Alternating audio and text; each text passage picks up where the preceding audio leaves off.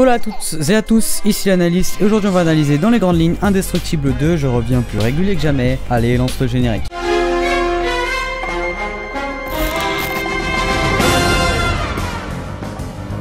Non, sérieusement, je dois vraiment vous le présenter? Bon, je le fais quand même. Indestructible 2 va faire suite au premier film sorti 12 ans auparavant. Il est écrit et réalisé par Brad Bird qui s'est aussi occupé du premier film, donc sur ce côté-là, c'est tout bon, on a le même réalisateur. Et il est produit par, à ton avis, Disney Pixar, on change pas l'équipe. Les événements reprennent donc là où le premier film s'est arrêté, à savoir à l'arrivée du démolisseur à la fin du film et le braquage de ce dernier. Mais bon, quelle a été mon opinion sur ce film, mon avis sur ce film, parce que pourquoi j'en fais une vidéo, hein. Sorti récemment, je vais réutiliser des images du trailer et aussi vous n'êtes pas à l'abri d'être spoilé par moment. Donc si vous voulez ne pas être spoilé, ne regardez pas la vidéo et regardez le film en premier. Ensuite, on va commencer par la forme. Visuellement, il est excellent. Comme tous les derniers Pixar en fait. L'évolution des graphismes en 12 ans est juste ahurissante. Texture, décor, tout est hyper réaliste et sur ce point, et comme d'habitude avec Pixar, c'est un sans faute. Les personnages n'ont quant à eux pas évolué depuis le dernier film. Ils ont gardé le même âge, les doubleurs françaises sont pratiquement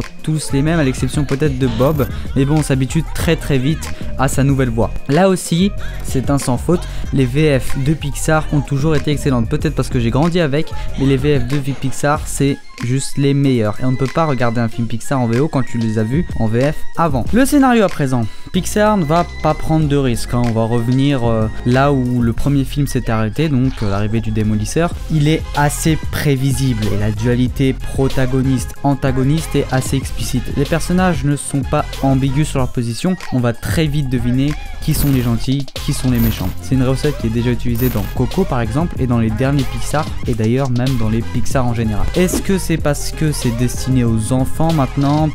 Allez savoir. Bon, on a quelques clichés qui vont ressortir un petit peu là, donc je vais penser à Bob qui essaye d'être un bon père, qui va faire les efforts et tout. C'est une problématique qui revient assez souvent dans les films, le coup du père qui essaye d'être bon avec ses enfants. Bon, le coup du milliardaire aussi, donc là je pense à Winston qui arrive avec sa société qui est hyper riche, donc là je pense à DevTech qui arrive au moment pile où la famille indestructible va pas très bien, donc ce sont des procédés qui reviennent assez souvent, donc des procédés assez déjà vus. Le film va aborder d'ailleurs des problématiques qui ressurgissent souvent dans les Marvel notamment, donc là je vais penser à la place des super-héros dans la société.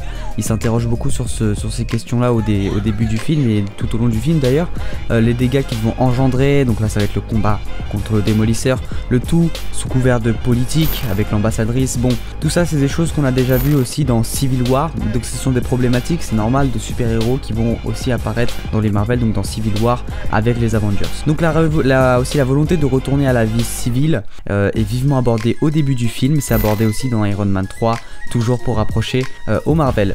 Le film va se distinguer des Marvel sur un point, et un point seul, c'est le comique et l'aspect familial. C'est ce dernier aspect qui va vraiment faire que c'est un film différent des Marvel. Les situations familiales sont drôles parce qu'on s'identifie très facilement à ces situations-là et aux personnages. Avant d'être des héros, c'est une famille. On le voit quand Bob aide son fils pour les maths ou essaye de faire dormir Jack. C'est ce pourquoi on aime les Indestructibles à la base. Frozone, les enfants avec Jack et Hélène sont beaucoup plus importants que dans le premier film. Edna revient pour les nostalgiques. Combustion imminente? Qu'est-ce que ça veut dire? Ça veut dire y a le feu, Robert.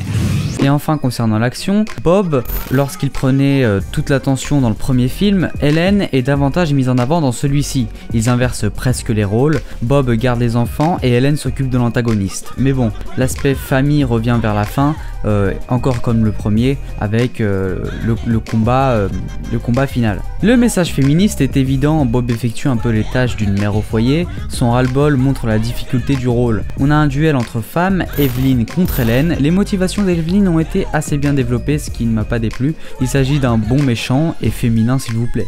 J'ai aussi apprécié que Winston soit du bon côté à la fin du film, ça relève un petit peu le cliché du milliardaire qui retourne sa veste à la dernière minute.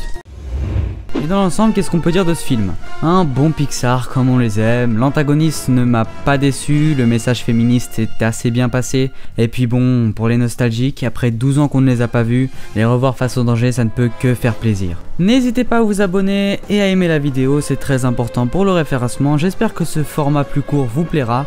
Merci à tous, c'était l'analyste.